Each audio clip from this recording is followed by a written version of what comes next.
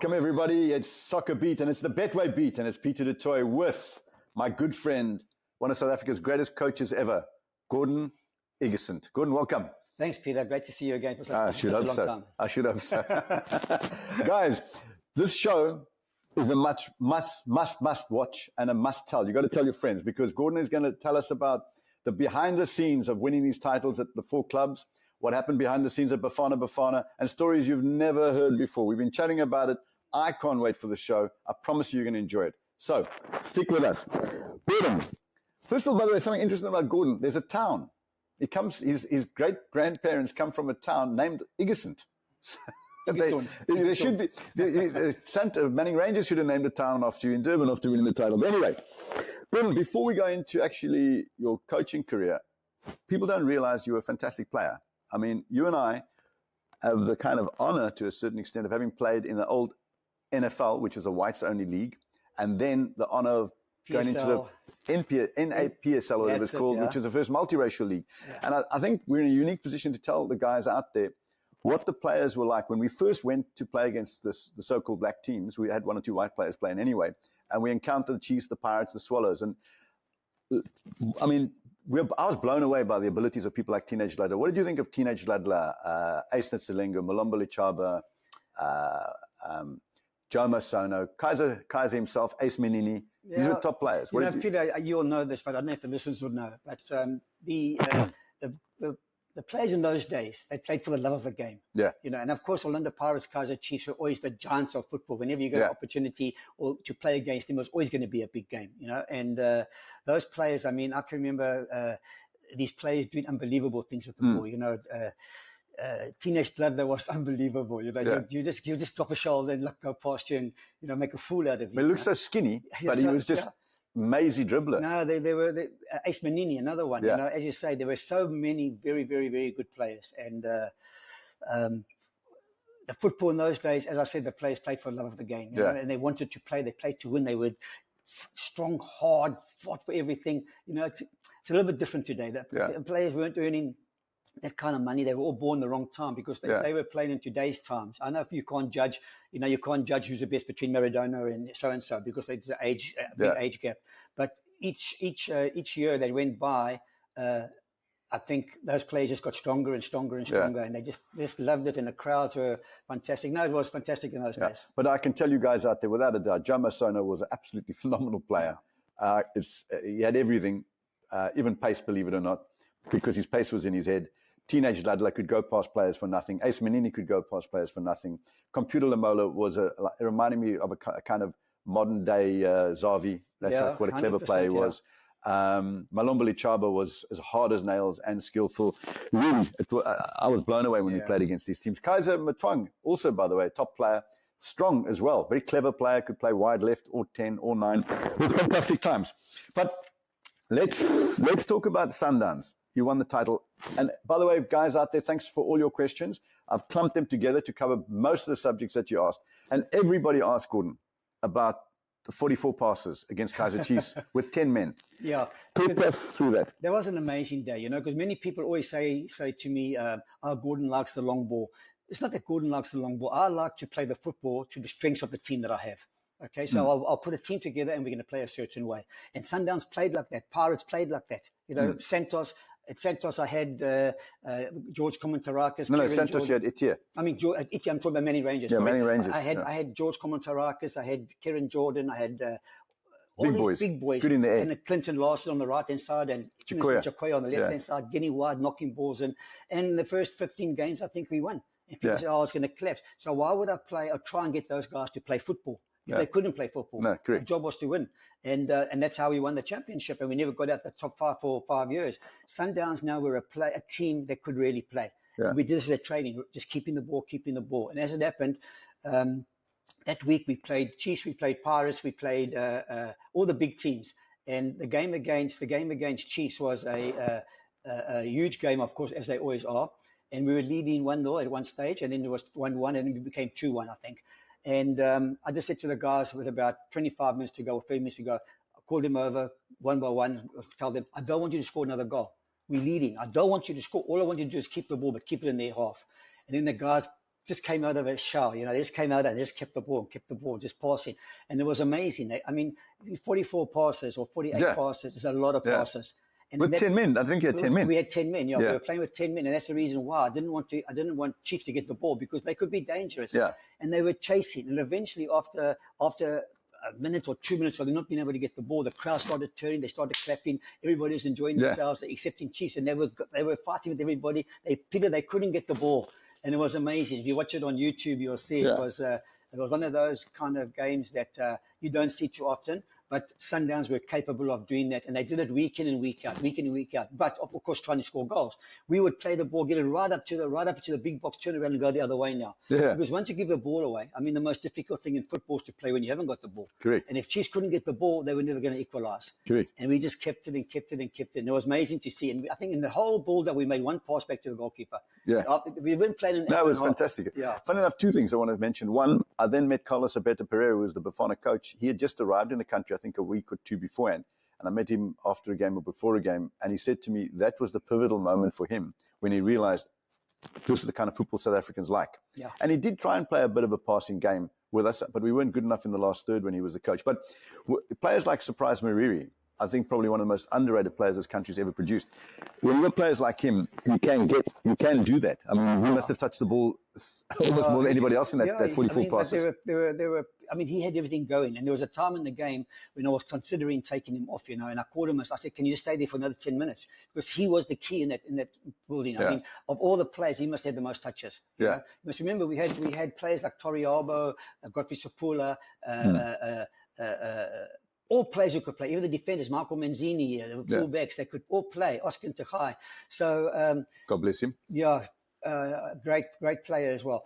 But yeah, Peter, that was a very a time that I really treasured, to look back and say, and also it proved a little bit of a point, to get away from this long ball. And I just believe any coach in the world, his job is to play to the strengths of your team. Of course. Why do you want to play? Why would I want to play Sundowns having long balls? They want the ball. Correct. A difference with Santos, for example, Jean-Marc Itia, Sebastian Bucks, all 6 foot. You've got good wingers. So you built your team around playing a certain way. Correct.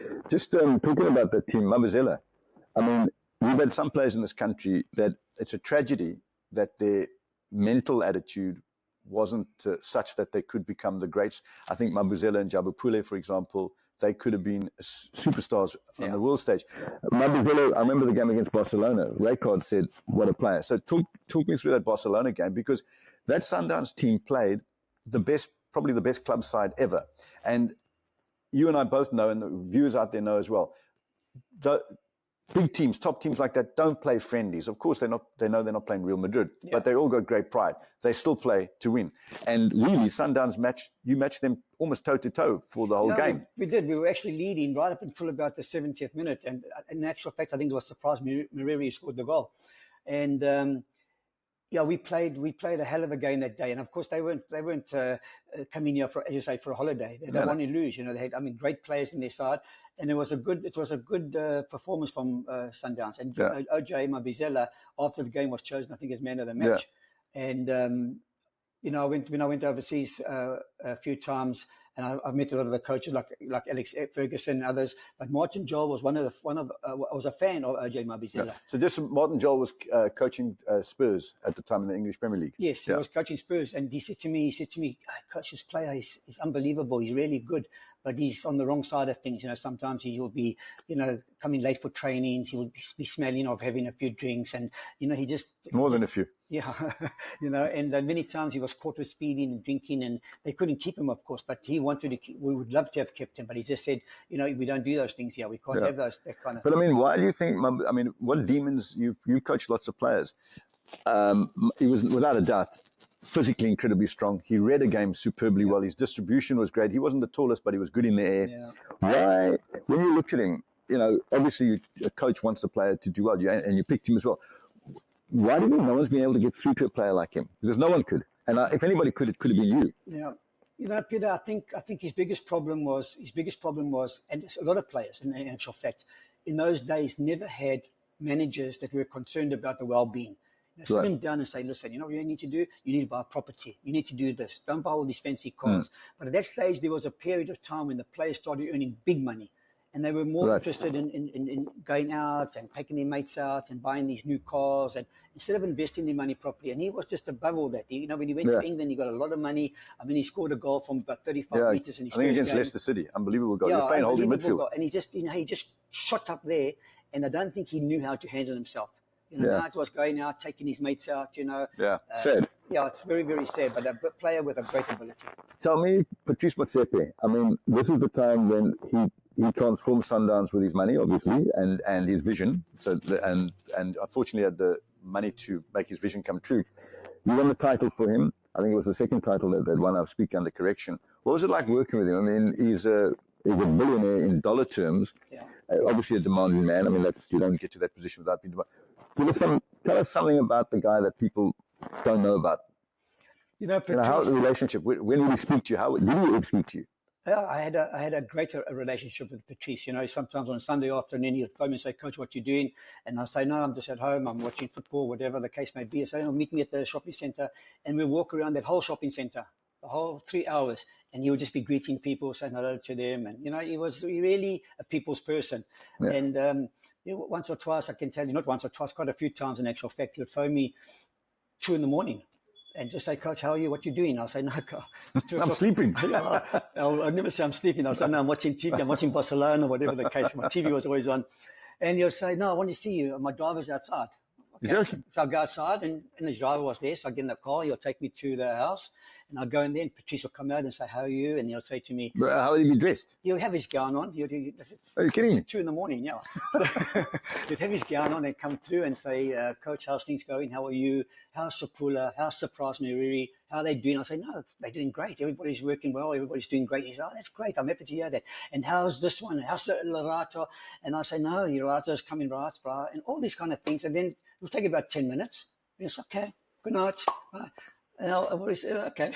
So seriously, he'd call you at 2 o'clock in the morning. "How you doing? I've got a driver outside. I want to chat to you about players." Those calls, they became calls I look forward to, because it was a time.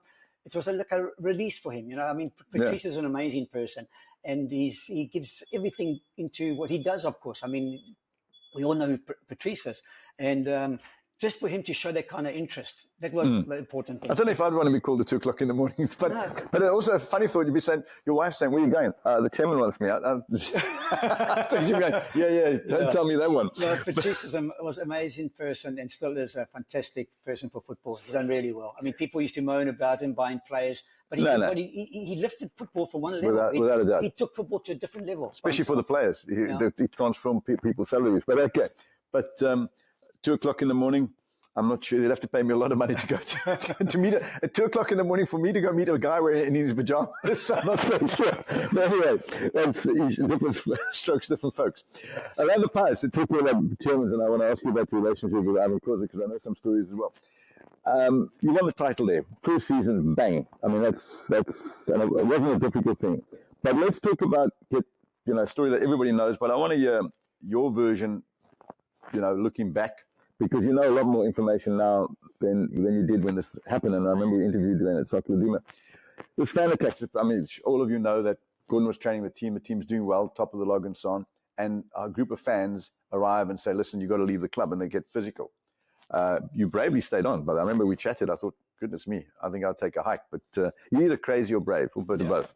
Crazy, I think, yeah. So really, the story's been told before, but did you ever feel, shit, my life, excuse my language, my life is threatened here? Did you ever feel, hang on, these guys can kill me? Absolutely. They had guns. They put guns to my head. They put guns in my mouth. It was really... So you were standing there with a gun in your mouth and a gun at your head? Yeah, one guy had the gun. Yeah. And then what happened was... I'll just say, where do you want me to write my resignation letter? I'm out of here, But this Peter was whether it was a London Pirates fans or not the London Pirates fans, if it was another group of people that wanted to disturb us because we were well on top of the log, we were 7 points on top of the log. How could anybody, I'm told it was a setup, and I've got from strong people told me that sources as well, that it was the bus of people that came was parked at our offices, So, but I didn't dig too much into that. Alex Aridia was the one who said, "Coach," because I was ready to leave. I moved out of my apartment. I moved into a hotel. I went to the Brixton murder and robbery squad, later charge of attempted murder. And the next day I went to training, and I walked onto my training field, and there was a particular person on the field with his hands behind his back walking around. I said, "What are you doing on my field?" "Oh, we didn't think you were coming back." So obviously, this person is obviously a coach. well, yeah, coach that's always ready to fill in. Okay. Always ready to fill in. Thank you. So at times when teams are just about to win the championship, So having said that, I said to him, "Please leave my field. I'm not going to allow this." I had 2 guys on the field walking with me with AK-47s. They were on the side of the field. So I'll just stop you there. Gordon Igesund is probably the only coach in the world who's coached a team with 2 guys with an AK-47 walking around the pitch. As a player, I think I'm going to do my best today. Peter, I don't know what an AK-47 looks like, but they had a gun. They had guns, And otherwise, I couldn't have gone back because this was a serious threat. It was a serious threat. I mean, I was beaten up. My hair was pulled. I was kicked. I was hammered. Seriously? Yeah, I was really beaten up. And I could ask you, what did the chairman say? He obviously spoke to the chairman. The chairman at that stage was away. Oh. Okay, he was, I don't know which country he was in, and he said to me, "Coach, don't worry, but I'm going to protect you."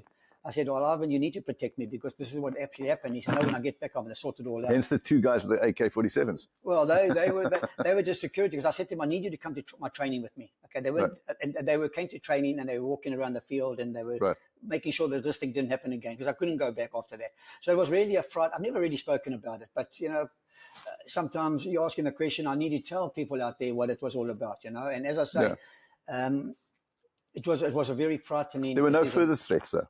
No, actually there were. There was a game after that. Let me tell you the story because it's quite funny. There was a game after that.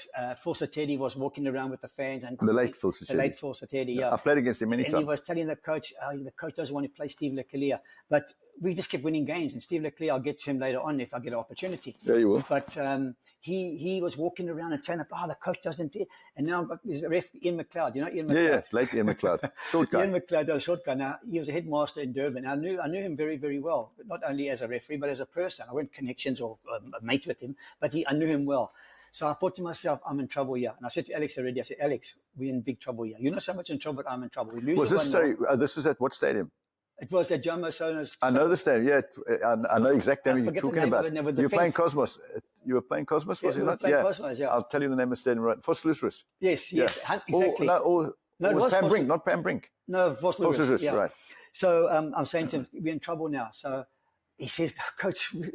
So anyway, cut a long story short, I stand up and I shout to Ian, "Ian, you this and you that, what are you doing?" And I'm saying to myself, "Please send me off. Please send me off." He runs over, he used to run. He runs over to me and says, "Gordon," he says, "what are you doing? You've never done, what are you doing? Just behave yourself. I don't want to send you off. I'm not going to send you off." I carried on. I needed to get sent off. There were like 3 games to go. I needed to get sent off so I could manage the last 3 games from the stands. Right. Okay, and I would be safe. And he wouldn't send me off. and then what happened was Thabo Ngameni scored a goal. And we went 1-1. Now I could see we were taking control of the game. Now we were going and playing. And eventually I started saying, "Well, good job, ref. Well done, ref." It was like a madhouse, But anyway, but hang on, viewers out there, this is like a world first. The coach was desperately trying to get himself sent off and couldn't get sent off. Gordon, you couldn't even get sent off. I couldn't get sent off. But you know me, Peter. I've never been one to really attack referees and all that. No. But this was a serious point. I mean, I'd just been attacked like a week before.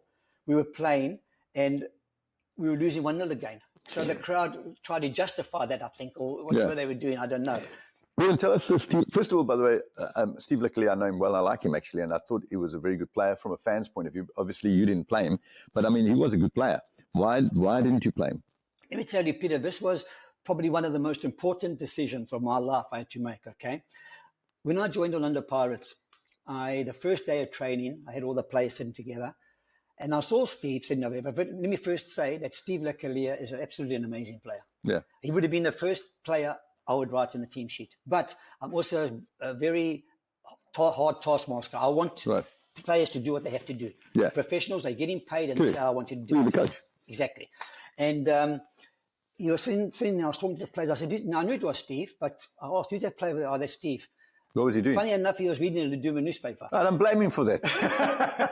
Obviously, players read Soccer Laduma beforehand. So I called him over, and he came, his walk, he came like this, no urgency. So I said to him, now I'm thinking to myself at the same time, all these players are going to be watching to what I do, how I do it, because they know that Steve is one of those players. Well, how you handle the situation. How do I handle a situation? That's why I said early on, it's another story, but I'll tell you. But he came over and I said to him, Steve, this is a team. This is a team. Are you not part of this team? He said, no, but I was just reading something. I said, I'm not interested in what you're reading. You can't blame me. He was reading Soccer Beat. Yeah. So anyway, I said to him, listen, I want you to take your bags, go home, and come back in 2 weeks' time, and then you can tell me whether you want to play football or don't play football. It's not going to take him 2 weeks to read Soccer Beat. But he had to decide whether he wanted to be part of the squad.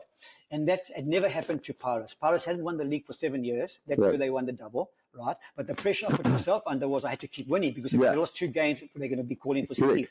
And those players there, Gerald Raphaelela, Thabo Ngameni, Pauline Nganya, Jerry Sakana, all those players said, Coach, no one has ever done that. We will win this league this year because we want to train. We want to play hard. But Steve was the special one. They told me. I said, well, no one is special here, guys. Let me tell you all. Except me.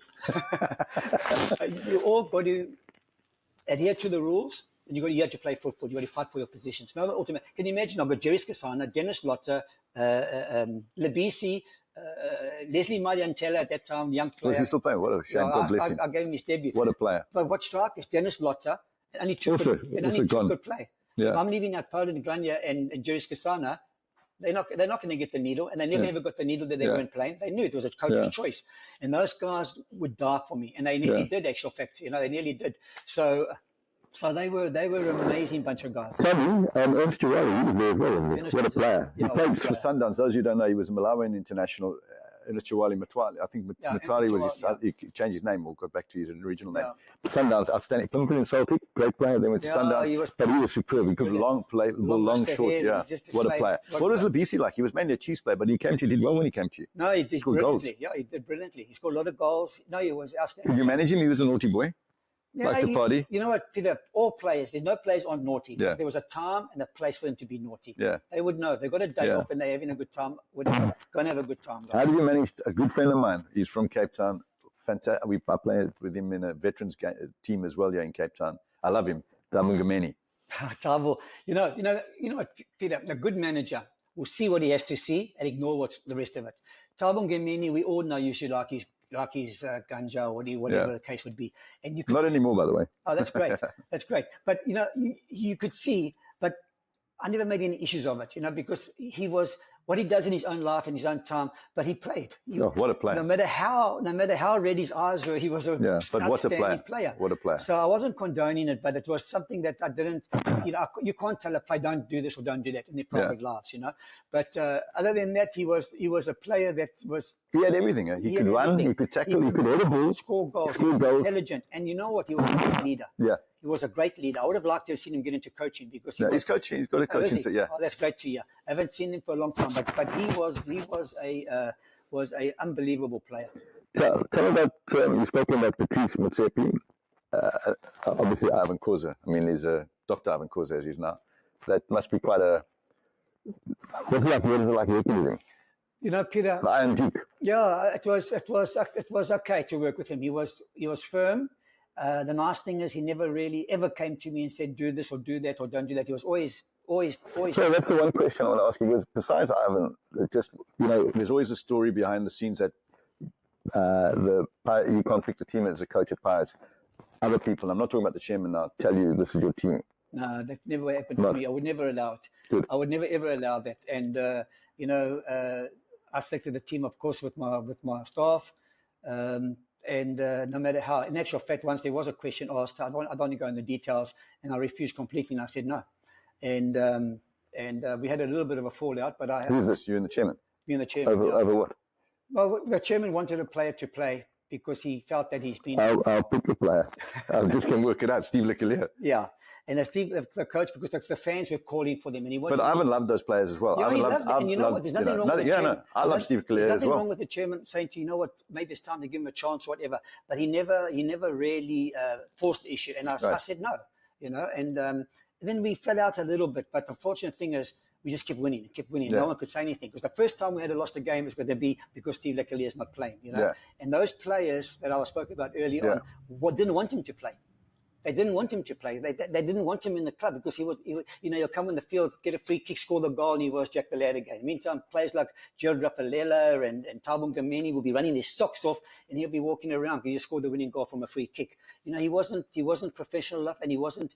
Unfortunately for me, he wasn't at that level of professionalism where he should be playing for a big club. And he could have played overseas. We're going to take a short break. Guys, after the break, I want to talk to you about did Gordon get an offer from Kaizer Chiefs? And I want to tell you about the star player that Gordon basically saved his life. Come back to you shortly. What makes a city? Is it the roads? Is it the rivers or canals? Nah. It's the people, mate. You lot, the passionate ones. The ones who stand in the rain, and the sky blues under the blue skies. You're part of this great city, wherever you may be. Welcome back. It's the Betway Beat brought to you by SoccerBeat, and I don't even have to introduce him. Gordon Igesund.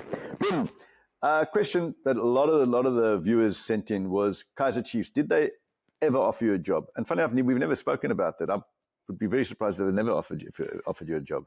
Peter, no, they never actually. I wish they had off because I think they would have had more titles if they had off. No, that's a fact. I see at the moment they have had so many coaches in the last year. I think I don't know how many they never counted, but a lot of coaches. I don't think the coach right now is really settled in. He looks like a good coach. I think he knows what he's doing. He's not a fool. But I just think there's so many changes going on. He doesn't for himself even know which is his best team. Yeah. So I would have loved to have gone there at a time when it was in those days, when I was available. Right. And I think I could have really done something with him. But, for whatever reasons, they didn't. I've coached the top 3 big teams and won the league with them. So I'm very confident I would have won the league and still can win the league with them, But, they never offered me not. To answer your question. Yes, I'm actually surprised. Sweetly, no. I'm surprised. Going on to SuperSport, you won, I think it was the top 8. No, you won the Telkom with SuperSport, I think. Yeah, the Telkom. Telkom, yeah. In fact, one of my colleagues here at SoccerBeat played for you, Mike Morton, at that time. Okay.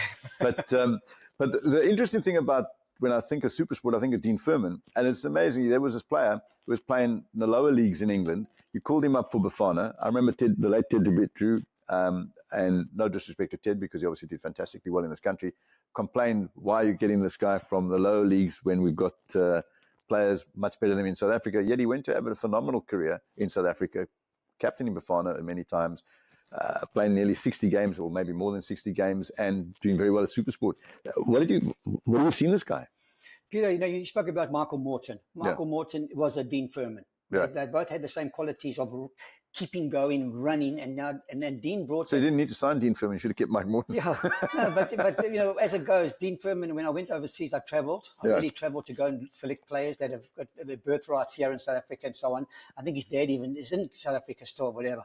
And he was my dentist. Funny enough. Oh, was he? Yeah. Okay, fine. So he when I went to go see him, he was so enthusiastic about playing for South Africa. He was patriotic. He was saying, no, I'm South African. And he was determined he was a South African. Right. So I brought him down and put him into the squad, played him, and he was outstanding. He did a job. He does things a little bit differently to a lot of South Africans. He never had the flair of a South African player. I mean, the South African players, Peter, I'll tell you this now, are the best in the world when it comes to agility and how they move and how they without a doubt. They're really very super. But some of them are not the same as the way they pass the ball, how they play, how they keep the shape of things. And Dean was an expert in this. He played for his team in England. He was like the number 6 or the number 8 and holding midfielder and just not giving the ball away, passing it. And I picked him for the team. He's gone on. I think he's played over 60 matches, you said? Yeah. Over 60 matches. He became the captain of the team. But how was I criticised for selecting him? I mean, how can you select a player from England who's played in the 3rd division or 2nd division? It wasn't about that. It was about he was a player, and he could do a job for us. Yeah, and he did a good job. And he did a good job. And what I'm pleased about was after I left Bafana, they kept him in the squad, and he became the captain. Yeah. And he continued doing an outstanding job. So that was a little bit unfair from the viewers' points on him. Yeah. They judged him incorrectly.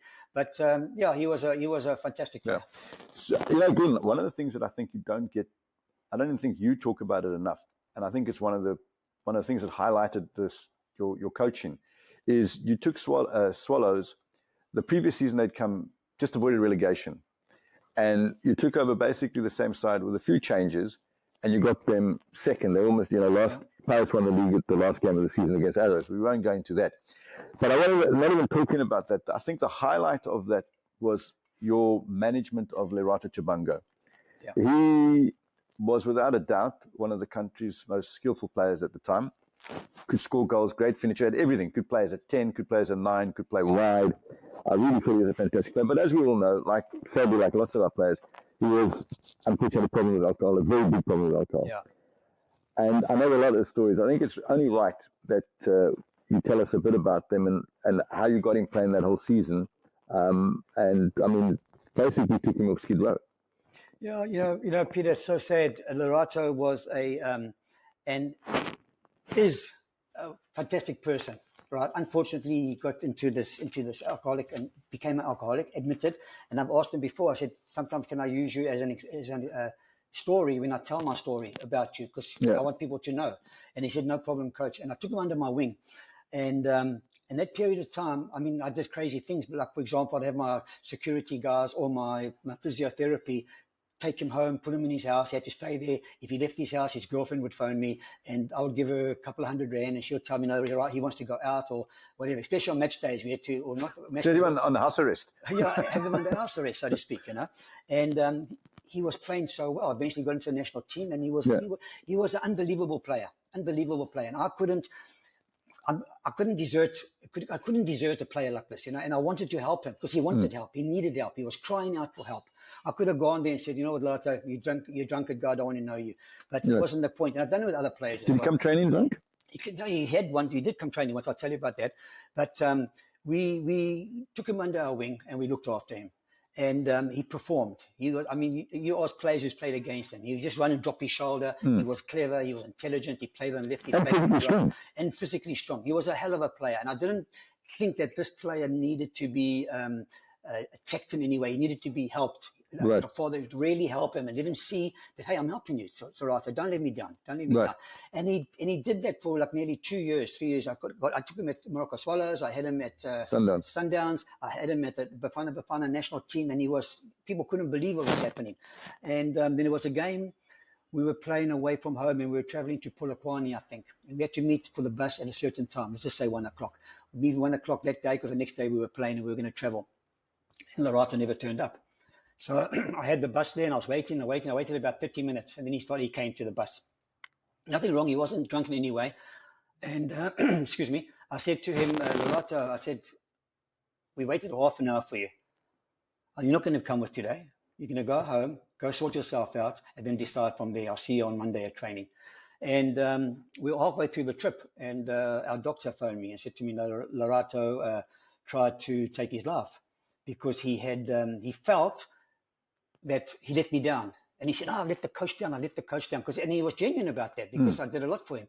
And fortunately, the doctor was there and did what he had to do and so on and so forth. I don't talk too much about it, but Lerato got into that state. And then I realized, you know what? This guy's too reliant on me and I can't be in the situation. I couldn't be in the situation. I mean, I had people coming down to the training stations at Morocco Swallows looking for his cars. They want to repossess his cars. They wanted it, and all that. And I said, look, give me 5 minutes with these guys. And luckily, they allowed me to have 5 minutes. They said, where's Lerato? And I said, no, he's here. Because when he asked to play, they said, no, he's not here. Right. I called him over and I said to him, Lerato, you haven't paid your car for 5 months. He had too many Mini Coopers. And they came to repossess them. And he always ordered doubles.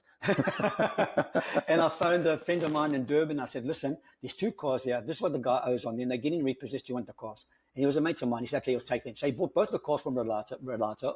And he paid the cars off and still made a little bit of a profit. But that's what we had to do for him all the time. And he just got into that state of mind where he became too reliant. And I pulled back a little bit, and then I didn't continue doing it, but I still tried to keep him going. Well, but he went off the hook again, yeah. Certainly. There's so many South African stories like that. Then just briefly on Santos and Mamelodi, because that's almost like a replica. You've got 2 teams that really had no right to win the league. They kind of small teams. They were small teams in South African football terms. no star players, no budget to buy players. Both teams kind of same formula. Two boys up front. You inherited them, George Kamitarakis and Kieran Jordan, God bless him, at Manning Rangers, with good wide men like Chikoya, one of the best crossers of a ball I've seen, and Larson on the right-hand side. And then obviously at Santos, Big John Marketeer. Yeah. You had Maguzo, what's his name? What a good player he was as well, a midfielder. And obviously a good backfield, Kamal Sight and Edris Burton. So obviously, I don't call that a long ball game personally. I say that's playing effective football to get you the result. You won the league with both of them. I mean, that's an incredible achievement, Gordon. I mean, it doesn't even give them the credit. It couldn't happen today, by the way. I don't think a team from that, you wouldn't get a small team, a provincial team, or if you want to call it, winning the league today. Yeah. Peter, those two teams you mentioned, I'm so fond of them for different reasons, okay? Manning Rangers, can you remember when the season was different to European season? It was. We switched. We got beat, hammered by Chiefs 9-1 or something. We went to go play Chiefs. It was Red Nose Day. Yeah. So, you know, we were new boys on the block. We would put red noses on. They warmed up with the red noses, supporting the day. Yeah. And the game started, and it was like 5-0 in 20 minutes. I watched the game on TV. It was like madness. And we had it was just a team. And I thought to myself, shit, we ended up winning 9-1. We ended up losing 9-1, I remember. 9-1. So I get back, I'm thinking to myself, and everybody, we're driving on the bus, and everybody's showing us 9 fingers like this, 9-1, all the Chiefs fans and all that. Anyway, I got back to Durban. I expected a big thing in Durban. Casey Reddy was there. The chairman, by the way. The chairman of us, and he said to me, Gordon, what happened? I said, Casey, the team's not good enough. We should have kept the red noses. Yeah. I said, look, the team... Bunch of clowns. I said, the team is not good enough. We have to make a change. And there was a period now when the change was making place. So we slowly made a place.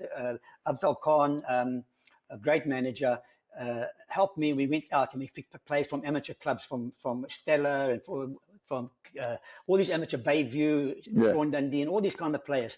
And we put a team together. And at the end of that, Peter, it's on record, I said to these guys, I said, guys, you can win the league. Yeah, I remember. I said, you can win the league. This team can win the league. I think we quoted you in Soccer They were jumping out Duma. of their skin, and they would mark man to man. I said, and that's how I used to play. I used to say, you pick up, for example, Shane McGregor, you pick up this one, you pick up that one, go wherever they go. They go and stand on the side of the field, you go stand on the side of the field with them. Those same coaches would go to their coach and say, Coach, I can't play. I mean, the guys, he's standing there talking. You know, go to the toilet, whatever the case may be. And they started winning, and we won our first 10 games. And people thought, no, the bubble's going to burst, and they just kept going. Grant Johnson was in goals. Yeah, he was fantastic. I think we won 12 games that year, 1-0. Yeah. Because once we scored, the teams couldn't come back. But there were players on that side that were just doing the job. Yeah, soldiers. Mark Davies. Soldiers. Mark Davies could mark anybody. Yeah. You know, That's got his first name. Yeah, exactly. And I didn't want the goalkeeper to throw the ball to Mark. No, it couldn't possible. Yeah, because that wasn't his strength, getting the ball and passing it or whatever the case. Couldn't pass water. He couldn't pass. No, the only thing that could happen was nobody would pass him. Yeah. And that's how we played. And you know, as I say, we signed Marcus in Pafudi. We signed him for nothing. Also a good player. Nice left-footed player. Yeah, Kevin Jordan. What's his name from SuperSport? Who was the manager there? Terry Payne. Terry Payne says to me, you can take it, Kieran. Useless. You can take him. I said, okay, fine, we'll take him. He was sold back. Yeah, I remember. He was sold back. Marcus in Pafudi. Yeah, you can take him. Pirates bought him back. Correct. Good player. After fantastic player. And there were a couple of really good players. Clinton Larson, Innocent Chikoya were great. I've got to ask you about one player who I really enjoyed, and I know he was a naughty boy, was Solo Ntamande. So Solo was a brilliant player. He was, you know, he was always naughty. He was always like doing things. He was trying to take the mickey out of players, and you know, I didn't like that so much. But he did it in a way that we would benefit from it. You know, it wasn't a trick to do nothing. He would do a little trick on the ball, but he would be cheeky. He wanted to fight with everybody. He wanted to kill everybody. You know, he wants to. You know, he wouldn't be kicked. So he was an unbelievable. But he was player. another player who liked the bottom of a bottle. Yeah, he also Peter. You know what? It's hard. These players. They like to have a drink. You know, they like to have a drink. And I would say to my players, listen, guys, you're off tomorrow. Go tonight, go and have a few drinks. You know, I'm not saying go, but make sure at training you're 100% okay. You know, so you couldn't. The more you say no, the more they want to do it. Clinton Larson told me that you guys used to say, let's have a braai, and you'd sit there with them and have a braai with them, and the guy would say, okay, we build, you know, and that's where you build camaraderie. Let's jump to Bafana. First of all, Hugo Bruce is doing a good job. I think he's done a magnificent job. You know, he's 73 years of age. That proves there's no substitute for experience. Yeah. I think the way he's managed things is fantastic. The way he's similar to how I used to do things. I wouldn't allow any interference whatsoever. I would demand that my players would travel business class because I made a deal with all the clubs. Right. And then one time it happened. I'll tell you what happened. One time the clubs would say, no, players, when did the players go? I said, guys, let your players go. I had a meeting with all of them. Let your players go. I promise you they'll fly business class there and they'll fly business class back. So they won't be tired and scorched up like this. Right. And they'll be available for you Wednesday when you play your game. And there was one game that they didn't book business class. So I phoned up, it was Dennis, what's his name? Dennis Mumble. Dennis Mumble at that time. And he couldn't give me, I said, Dennis, I've made a deal with the president that these players will travel first class. You've booked them all, not business class. No, it's too expensive. I got out my office. I went upstairs to Danny Jordan. He had a few people in the office. I knocked on the door. I said, Danny, I need to speak to you. We're traveling tomorrow. I said, I told my players we're going to travel business class. We don't travel business class, we're not going. Good for you. Yeah, and the next month they were all booked business class because I couldn't break my word to the chairmen of clubs. So how can you have professional players for economy? Exactly. So, I did have my run-ins there, but I think Bruce, that part of it, I'm sure he's the same. He's also I think you still got problems. Yeah, no. It's still the same. Yeah. Very strict, but he's got the team playing. He's had a period of time. I want to speak about this, Bafana.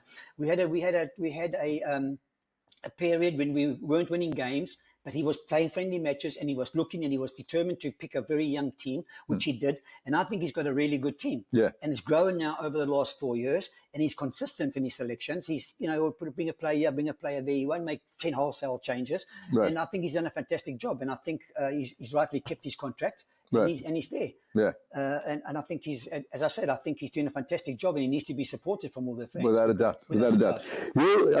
First of all, you definitely don't get the credit you deserve for your record at Bafana. But the one game I want to talk about is, again, it's the same as the Barcelona game. You beat Spain 1-0. Yeah. I mean, yes, it was a friendly. Spain tried to get it taken off. They took it so seriously, they tried to get it taken off the record even as a friendly because of something to do with the substitutions. I can't remember. But I mean, you're talking again about the best national team in the world. And yes, obviously, if they play in the World Cup final, they play better. But Bafana be playing better for the World Cup final. It's still South Africa versus Spain, and they're playing to win. It was an incredible result. Peter, that game was an official friendly match. We went to the meeting beforehand. The referee said, you can do this, you can do this, you can do that. They wanted to win the game badly. They've never lost to an African team. Right. I know Morocco, I think it was Morocco knocked them out on penalties, but that counts as a draw in the penalties. Yeah. So they've never, ever lost in normal time to any African team ever. Okay. And they one team that don't want to lose. No, and they don't want to lose, especially to South Africa, or any other African team. And I think on that day, the guys were absolutely fantastic. They were absolutely brilliant. I can remember, I'm trying to think of his name now, the goal scorer, man. He played for Chiefs. No. Bernard Parker. Yeah. Bernard Parker scored the winner and a fantastic goal. Little 1-2 outside the big box, played it down, hit it, and the keeper tried his favourite and it hit the back of the net and came out. And then they started all their little tricks. But he had made his changes already. He had made his substitutions. We were allowed to make 6 changes, which included the goalkeeper. He made his 6 changes. And then their goalkeeper wanted to make another substitute. And then I said to him, because Alex already spoke Spanish. And I said to him, listen, guys, this is an official friendly match. You've made your changes. So you need to put one of your other players in goals. I'm not even here. You must be a sportsman. I said, what's being a sportsman? You got to coach your team. And it was Bosque. He was a top coach. I said to him, you made that decision as a coach. Me, I've only made 5 changes. If my goalkeeper get injured, I've got a spot to have another player. If I get another 2 injuries, I think, Gordon, it was disgraceful that they even tried that.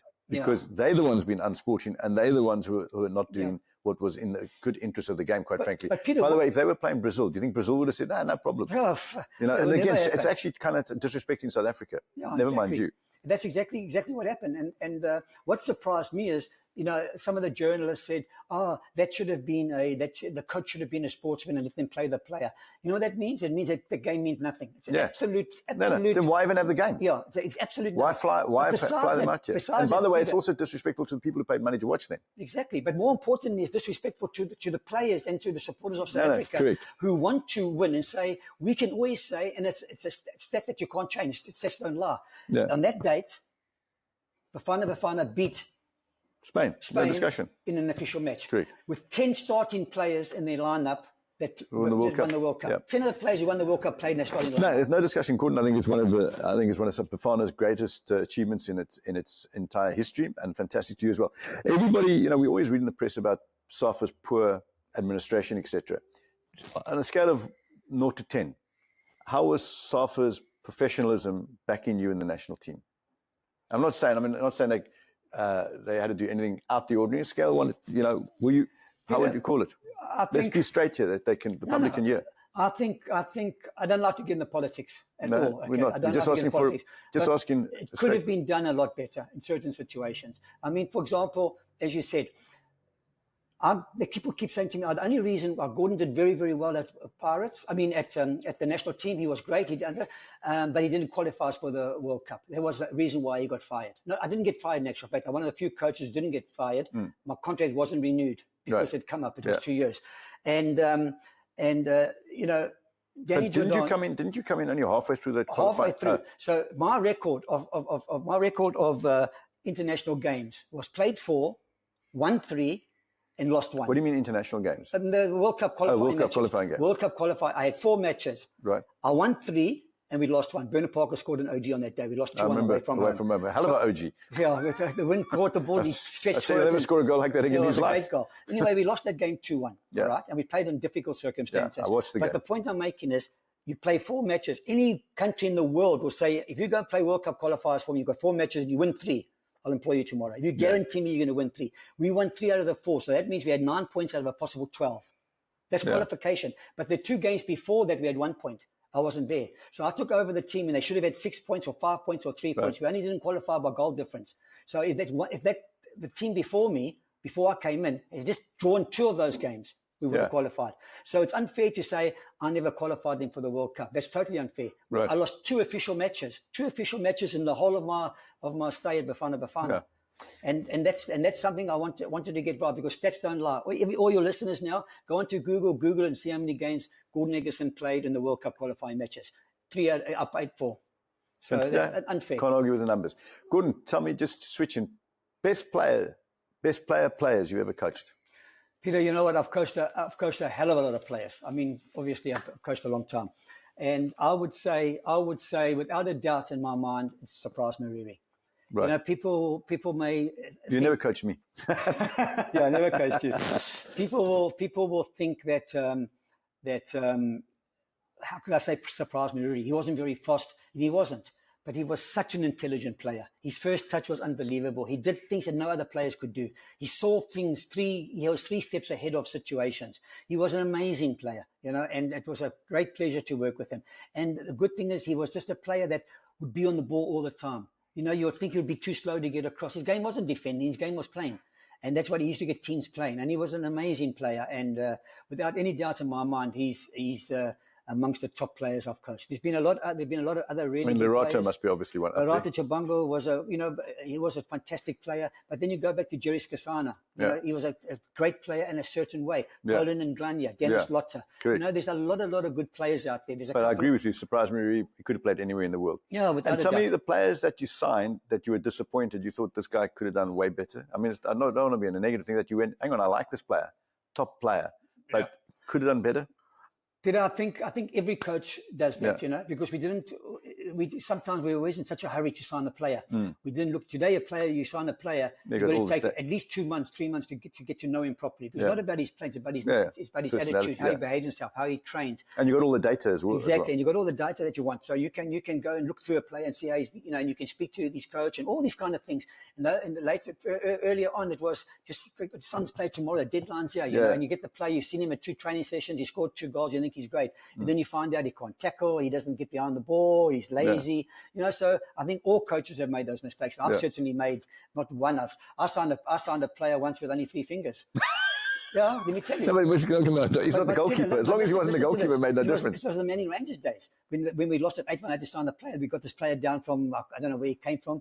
And he would never take his hand off. And every time he caught the ball, he'd catch it. Oh, was a goalkeeper? Yeah. Oh, was a goalkeeper? Yeah, he's a goalkeeper. He'll catch the ball and bounce it, And I said to him, listen, you can't do that. Why are you catching the ball and bouncing it? You've got to hold on to the ball. You bounce the ball, someone's going to do this. And we would shoot at him, and everything was getting palmed all over the place. So I said to him, I was like, there's something wrong with this goalkeeper. He never takes his gloves off. I just want to see his hands. So I said to him, he said, no, cut a long story short, we took his glove off. We personally took his glove off him, and he had 3 fingers. So this hand was like this. And we signed him. We never he didn't do a proper medical in those days. We just do, whatever you wanted to do. He wasn't the goalkeeper from Libya, was he? I can't remember, Peter, Okay. I told you. But there was a, we didn't do a proper medical because those things used to get done. So the football's changed a hell of a lot. It's a lot more professional now. It is. I think the players are, they need to understand it a bit better. We haven't been hungry enough to allow Sundowns to go so far ahead. I've heard calls between chairmen that are having a go at Patrice. I'll be sitting in the office with Patrice or whatever the case, and the chairman will phone, and I'll be whatever the case would be, and they were talking about the salaries that you can't pay so much money. As we're going to have to pay so much money, and you've got to keep it down. And when the phone call was finished, I knew where it was from, and he said to me, "What's wrong with these people?" I said to him, "Patrice, you've taken the soccer to another level. If they want to match it, they must match you." Or not. That's and life. But up until now, people haven't done that. Now people are looking. There's clubs looking for cheap players, maybe from Zimbabwe all the time, or from here or from there. Go out and sign a player and spend what you have to spend. Good. And let's bring the league closer together. It's too far apart. Again, this year, there's only one team that can challenge, and I must give them credit. I think Orlando Pirates. Yeah. I think Orlando Pirates have done really well. They've slipped a little bit here, but their coach has done a fantastic job. What do you think of Moffiking? Great player. I've got to admit, Richard, Moffiking from Lebo, I think it's. No, really. Really, yeah. He's 19 years old. He's a midfield player. He doesn't play enough. Yeah. He doesn't play enough. He's always coming on and starting, but whenever he comes on, he scores goals. Yeah. He gets free kicks. He likes to take on players. He's very, very. He's quick. starting, but I get your point. He's a super player. Yeah, he's more. He's a kind of player that you want to build around. Yeah. He's really. No, he's a superb player. The player I meant to say that doesn't start enough is Mpondo Vilakazi. Yeah. He's a player that comes on all the time as a substitute. Whenever he comes on, he changes the game. He's scored a few goals. He's doing really well, and he'll start on the bench. And like I said, it's because I think the chief doesn't really, the coach doesn't really know his best team at the moment, which is not unusual because he's got to get to know how his team is. I'm a big fan of Vilakazi. I'm talking Chiefs. People have heard that. I think he should get more game time personally. He scored in 9 games, I think, or 9 goals he scored. Yeah. If you're young enough, if you're good enough, you're young enough. Yeah. Gordon, I've got to ask you about one of my. He's passed now. God bless him. It was a good mate of mine. I'm going to tell you you're thinking of. Who? I know you're going to think. Shakes Ngwanwe. Yeah. Shakes Ngwanwe. Shakes, you may not know that I helped Afzal Khan sign him from, I can't remember who he was playing for. Maybe in the Chiefs then at the time. I can't remember. But that guy, a left foot, sadly got injured playing for Chiefs against Supersport and had a bad knee. He played for me Man in Rangers as well. But I helped that deal go through. But that man had a pass on him that was unbelievable. But also he had an eating habit. Also was unbelievable. Yeah. One day we were in the change room, and I was having a team chat, and he wasn't there. So I went around the house looking for him. He was sitting in the toilet. This is no gospel. He was sitting in the toilet eating a hamburger half time. At half time. At half time. Shame, man. You may have, I think he had diabetes. But when I called, I think, what are you doing? He says, Coach, I never had lunch. I said, okay, quickly finish it. Let's keep going. Because you got to, But anyway, forget about that. It was just a story, but it was full of fun. But what a player. Yeah. Peter, what a player. And a lovely guy. He would pass, look over there and pass the ball, and he would go like this and pass. And I've seen kids do that. I'm telling my kids, you don't do that. No, you can do it. We're going to take a short break, and then we're going to come back, and Gordon's going to talk about what he's doing right now. I think it's his best achievement ever. Ladies and gentlemen, George hopes he's cooked up the perfect multi-bet. But even if his bets start missing, George keeps smiling. You see, even with multiple misses, George knows he can still win big. A revolution, a revelation, a roaring masterpiece of betting brilliance. Imagine that, multiple misses on his bet slip, and George is still a big winner with the world's first bet saver from Betway. Welcome back. It's Betway Beat, brought to you by SoccerBeat, Peter du Toit, and the one and only Gordon Igesund. Gordon, 7 or so years ago, maybe a little longer, when you told me you were starting an academy, I went, everybody says they're going to start an academy. And here we are, 7 years later, and it's thriving. I was down there on Sunday. I was blown away. I think it's the best. I think it's the best thing you've done, because seeing all those kids enjoying being coached properly, and it doesn't look like an academy to try and make money out of, to send players to play in PSL. It looks like kids learning football and loving it. And I'm so pleased to see all the parents there. Yeah, Peter, this was one of my things when I left Bafana. I said to myself, football's been really great to me. And I mean, I've been involved a long time, over, nearly 50 years, 40 odd years, And 1986, I started my coaching career. And I just said to myself, I need to give back to the kids now, you know. And when I was a national team coach, this is where I decided. When I was a national team coach, I never, as a coach, went out to the townships. Right. Mitchell's playing, Khayelitsha, and all the disadvantaged areas where nobody gets to. Right. And there's so much talent there, it just gets lost, you know, Right. because coaches of today, they want a ready-made coach. The coaches would say, okay, fine, yeah, this boy's playing ready, we'll go and have a look at him. Then go, I've lost 15 boys, 16 boys to teams, you know. And when I say lost them, the clubs have taken them because they're underage. And our biggest achievement is to have built what we've built already in such a short space of time. How many kids are with you? We on average around 300 kids. We've got about 300 kids. We've got under 7s, under 8s, under 9s, under 10s, under 11s, under 12s, 13s, 14s, 15s, 16s, 17s, and 18s. After 18, by that time, the kids have got to go to places where they have now. But yeah, we've got. And what's it called, Gordon? It's called Hamilton's Football Academy. That's right. We're an NPC, non-profit company. And I've got 15 coaches. We've got the very best grounds for them. Are these coaches? No, they are qualified coaches now. But when we first got them, we also wanted to create opportunities for people to do things. And these 15 coaches, some of them are very experienced coaches, B license, C license. They coach the main academy teams. And all the little guys, I've got coaches that are doing at the ETA college in Western Province are doing their sports science or their master's degree and whatever the case may be, and I've brought them over and I've coached them over a period of time. So is this a relationship you've got with the college? No, it's just a relationship I've got a relationship with the college. We do things, I do talks for them, motivational and things like that. But I wanted these players are wanting to pay for their scholarship. They want to pay for their stay there. So I bring them in. I coach them to become coaches. So now they're doing practical and they're doing the proper thing. Okay. So yeah, so these coaches now, and I send them to get their badges. They start off, they go get a D license. When they've done that, they know what they're doing, and they go to the next level. So we created those opportunities, and yeah, the academy is fantastic. It really is. We feed the kids. We put them into opportunities to go to school, to go to colleges. In America, we've got 3 kids already going there. One of them, Caleb George, is unbelievably doing what he's doing there. You know, there's a couple of professional clubs looking for him. He's in grade 12 now. He's been there. The 3 of them, or the 4 of them who went there, have been there since 20. I think it's 20.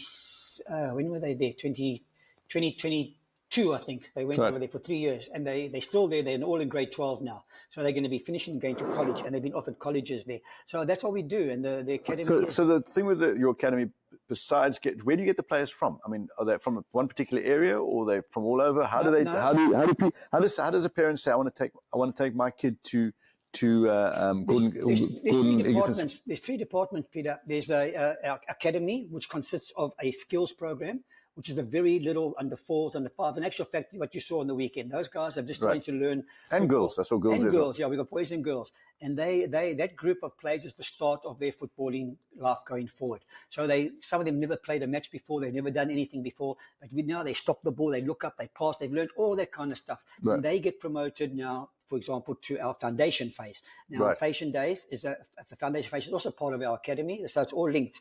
Right. So with those guys now, I'm promoted like maybe 15 or 20 players from the skills program. They've been there for 2 years into the under 7s. So under 7s go up to under 8s. Okay, and these guys have got to come up.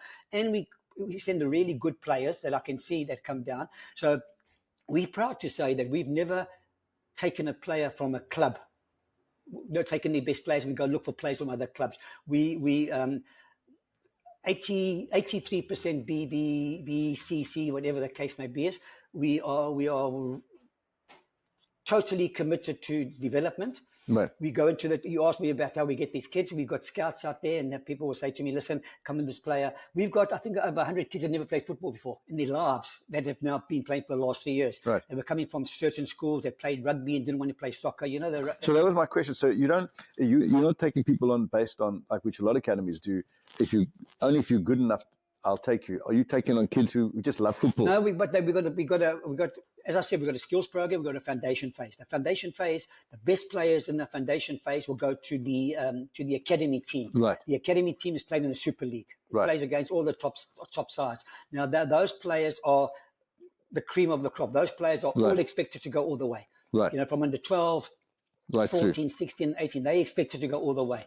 And most of them will. And the very least I'm expecting from those guys is to play for at least for a national first division team, a PSL team, or go overseas to go somewhere. So they're all learning. But a lot of these youngsters I saw there on Sunday, a lot of them are definitely not going to become professional footballers. But you still cater for those guys as well. Yes, we do. We cater for them because we don't know now how they're going to develop. Right. I mean, as I said, you saw some 4-year-olds. Yeah.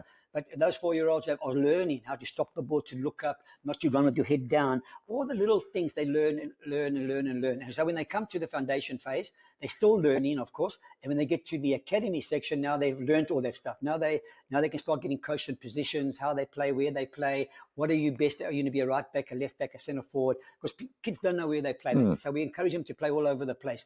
But it's really something that I'm enjoying tremendously. When you see, I mean, as I say, when you see a kid go to his house, for example, in certain areas, and they haven't got a parent, they haven't got a mother, they haven't got a father, they've got a granny, and this boy doesn't go to school, and we take him out, we put him into a schooling environment. It's a long. So, Gordon, to me, that is better than winning any of your league titles. When you're taking a kid who comes from a background that he has little chance of, or has less chance of making it than a privileged person, obviously. And a lot of privileged kids don't realize how privileged they are. And you take him into that environment and you put him into a safe environment and a skills-based safe environment. And you see that coming into fruition, that the guy ends up at a college overseas all year and a potential of a footballing career and an education. I think, Gordon, that's better than any of the trophies that you've won. Yeah, Peter, it's a legacy I want to leave. And it's something that I'm really enjoying at the moment, although sometimes I get hungry to go back into the PSL because I'm still able and fit and whatever the case may be. But you can do both. Yeah, but it's very difficult. It's very difficult to leave these kids. They've grown on me, they really needed the opportunity and they've changed. They've changed. I mean, we don't just teach football. We make them, when a lady walks in the room, they'll stand up. If they're on a bus or something, they will give the seat. Yeah. When they shake hands. They're learning manners. They're learning manners. They're learning manners as well. How to be men. All things, socially. And so, but the footballing part of it, as I said, the skills program, you'll see some of them can't play. Gordon, the medals that you win in life are not the ones that you can see, that they put around your neck and the trophy cabinet. The medals that we win in life are the things that you're doing right now. And I just want to tell you, all the others I've never done. Look, I'm really proud. I mean, I'm a mate and I'm proud of you, what you've done. And when I came there in the academy, everybody, I can tell you right now, I saw happy kids and I saw happy parents. A lot of parents, and you've seen on the video that's been playing. Gordon, there's not a punt for the academy. There's a punt for what you're doing for young children. And I reckon that a lot of players out there, get on the phone to Gordon Igesund and do it in your own area. I'm sure he'll share the blueprint with you or maybe do some kind of relationship with him. Yeah. Because so many people got such experience in the game and then it just disappears. And I'm surprised that a PSL club hasn't got you in there as a technical director or guiding young coaches and to say, times have changed. No. The rules of life don't change. Football's still exactly the same game. It's just terms that change. Yeah. Now it's called, we used to call it closing down, and now it's called pressing. It's really just names. Counter-attacking. And so on. But anyway, and a play on what they call transition. Transition play. These are just words created. The bottom line is you did everything you should do as a coach, as a player actually, and as a coach. And now I think you're doing something that is this legacy-based. I know you're not doing it for your name. I think it's brilliant. And I really think you can be proud of yourself, and I'm so glad you come and seen us today. I appreciate that. Yeah, I think Hamilton's football academy has come a long, long way. And really, I've surrounded myself with good people who see the same vision I've got. To do something for these kids. And when you see my academy, I've invited you. When you see my academy team playing proper team, as I said, this was the skills program. Some of these guys are just new. You see them change, but they still, even this age, you'll see they can cross the ball. They look up. They do things. But when you see my under 14 play or my under 12 I saw happy kids. Yeah. That's what counts. But from the playing side of point of view, these guys can really play. They can really play. I appreciate it. Yeah. Thanks very much, guys. Don't forget to like and subscribe. And if you've got further questions for Gordon, I'll get him in for another interview. Thanks a lot. Love you lots. Cheers, Gordon. Cheers, Peter. Thanks, guys. Thanks for watching.